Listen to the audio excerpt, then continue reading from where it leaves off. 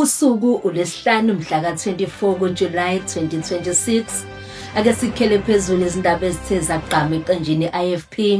Umgcini mafakazi lonke weqembu i-IFP ophinda abe yiphini likaNgqongqoshe Womnyango obhekele zokudoba, ezamahlathi nokukuyiwa kwemvelo, umhlonishwa Naren Singh ugcizelele ukubaluleka kokuthi abantu bafundiswe ngobumqoka bokuthi impahla esisebenzile iphinde isetshenziswe ukuze kwakhiwe umnotho ikakhulukazi kubantu abasha.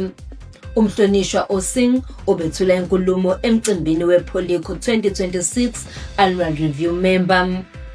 Usihlalo we-IFP esifundazweni KwaZulu-Natal ophinda abe nguNdunankulu wesifundazwe umhlonishwa Thamsanqa Ntuli uhole umkhankaso ka-Operation Sukumasake esifundeni iLembe ukuze bezobhekana ngqo nohlelo lokuhlinzekwa kwezidingo zomphakathi.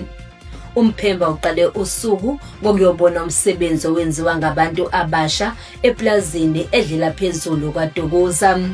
Ube useyohlangana nomphakathi embizweni ebibanjelwe esinkundleni zemidlalo eGroundville. Ilungu le-NEC yeqembu i-IFP eliphinde libe ngungqongqoshe kaKhokha umhlonishwa umfundisi Thulasizwe Buthelezi unikezele ngemizi enempahla phakathi emndenini eyamukelwa imizi ngesikhathi kunezikhukhula ngonyaka ka-2025.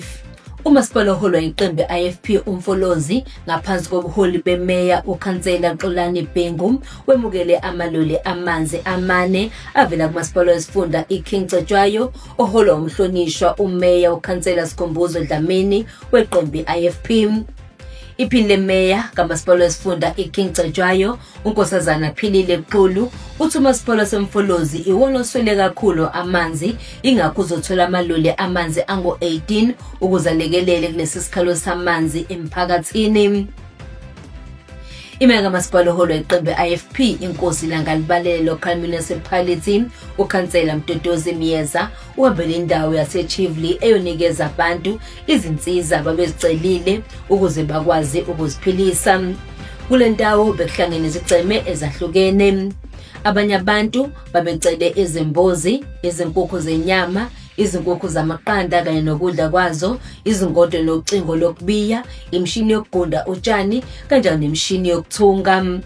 Ungakhohlwa ukuyobhalisela ukuvota. Kuze kube ngokuzayo, sethembe sisebenzela wena.